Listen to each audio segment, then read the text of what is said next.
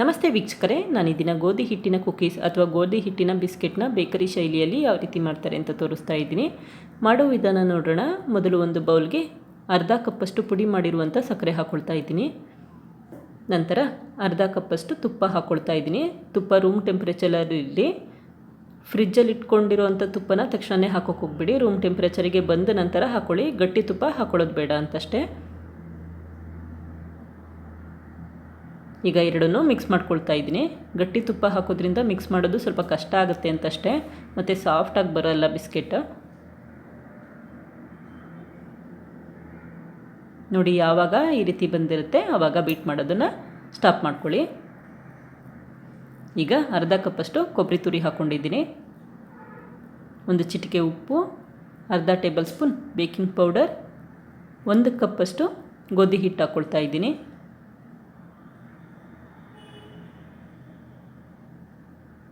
ಈಗ ಇದನ್ನು ಮಿಕ್ಸ್ ಮಾಡ್ಕೊಳ್ಳೋಣ.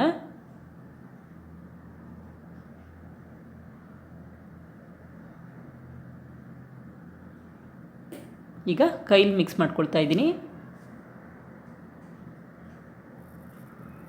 ತುಂಬ ನಾದ್ಕೊಳ್ಳೋದೇನು ಬೇಕಿರಲ್ಲ, ಮಿಕ್ಸ್ ಆದರೆ ಸಾಕು. ತುಂಬ ತೆಳುಗೂ ಮಾಡ್ಕೋಬೇಡಿ, ತುಂಬ ಗಟ್ಟಿಯಾಗೂ ಇರೋದು ಬೇಡ. ಅಕಸ್ಮಾತ್ ತೆಳು ಆಗಿದರೆ 1-2 ಟೇಬಲ್ ಸ್ಪೂನ್ ಗೋಧಿ ಹಿಟ್ಟು ಹಾಕ್ಕೊಂಡು ಮಿಕ್ಸ್ ಮಾಡ್ಕೊಳ್ಳಿ, ಸರಿಯಾಗುತ್ತೆ ಆವಾಗ. ಈಗ ಪಾತ್ರೆಗೆ 1 ಕಪ್ಪಷ್ಟು ಉಪ್ಪು ಹಾಕ್ಕೊಳ್ತಾ ಇದ್ದೀನಿ. ಉಪ್ಪನ್ನ 2-3 ಬಾರಿ ಉಪಯೋಗಿಸಿದ್ದೀನಿ, ಅದರಿಂದ ಸ್ವಲ್ಪ ಕಪ್ಪಾಗಿದೆ ಅಷ್ಟೇ. ನೀಟಾಗಿ ಲೆವೆಲ್ ಮಾಡಿಕೊಂಡು ಮಧ್ಯೆ ಒಂದು ಸ್ಟ್ಯಾಂಡ್ ಇಟ್ಕೊಂಡಿದ್ದೀನಿ. ಲಿಡ್ ಕ್ಲೋಸ್ ಮಾಡಿ 10 ನಿಮಿಷ ಲೋ ಫ್ಲೇಮಲ್ಲಿ ಬೇಯಲಿಕ್ಕೆ ಇಟ್ಕೊಳ್ತಾ ಇದ್ದೀನಿ. ಆ ಸಮಯದಲ್ಲಿ ಮೌಲ್ಡ್ಗಳಿಗೆ ಗ್ರೀಸ್ ಮಾಡ್ಕೊಳ್ತಾ ಇದ್ದೀನಿ. ನೋಡಿ, ಪ್ಲೇಟ್ಗೂ ಸ್ವಲ್ಪ ತುಪ್ಪ ಹಾಕ್ಕೊಂಡು ಗ್ರೀಸ್ ಮಾಡ್ಕೊಳ್ತಾ ಇದ್ದೀನಿ.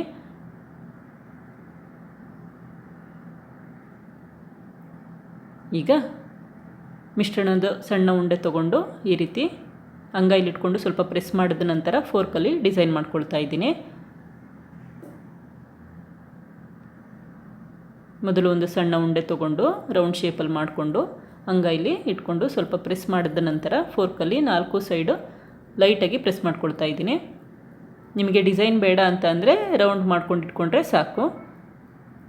ಈಗ 10 ನಿಮಿಷ ಆಗಿದೆ. ಇದನ್ನೀಗ 25 ನಿಮಿಷ ಲೋ ಫ್ಲೇಮಲ್ಲಿ ಬೇಯಲಿಕ್ಕೆ ಇಟ್ಟಿದ್ದೀನಿ.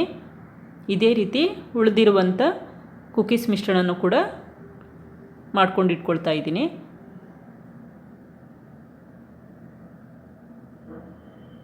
ನಿಮಗೆ ಯಾವ ಶೇಪ್ ಬೇಕೋ ಆ ಶೇಪ್ ಮಾಡ್ಕೋಬಹುದು. ಈಗ 25 ನಿಮಿಷ ಆಗಿದೆ. ಲೋ ಫ್ಲೇಮಲ್ಲಿ ಬೇಯಿಸ್ಕೋಬೇಕಾಗತ್ತೆ. ಮೀಡಿಯಮ್ ಅಥವಾ ಹೈ ಫ್ಲೇಮಲ್ಲಿ ಇಟ್ಕೋಬೇಡಿ, ಸರಿಯಾಗಿ ಬರಲ್ಲ. ಉಳಿದಿರುವಂಥ ಕುಕೀಸ್ನೂ ಕೂಡ ಇಟ್ಟು ಬೇಯಲಿಕ್ಕೆ ಇಟ್ಕೊಳ್ತಾ ಇದ್ದೀನಿ. ಈಗ 25 ನಿಮಿಷ ಆಗಿದೆ. ಇದನ್ನೀಗ ತಣ್ಣಗಾಗಲಿಕ್ಕೆ ಬಿಡಬೇಕಾಗತ್ತೆ. ನೋಡಿ, ತಣ್ಣಗಾದ ನಂತರ ಯಾವ ರೀತಿ ಬೆಂದಿದೆ ಅಂತ ಗೊತ್ತಾಗ್ತಿದೆ. 2 ಸೈಡು ನೀಟಾಗಿ ಬೆಂದಿದೆ.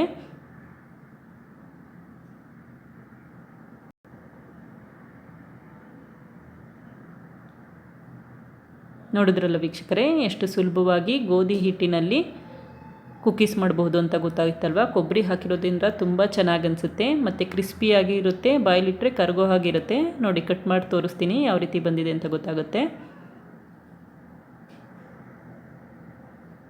ತುಂಬ ಚೆನ್ನಾಗಿರುತ್ತೆ. ನೀವು ಕೂಡ ಪ್ರಯತ್ನಿಸಿ. Thank you. ಲೈಕ್ ಮಾಡಿ ಮತ್ತು ಸಬ್ಸ್ಕ್ರೈಬ್ ಮಾಡಿ.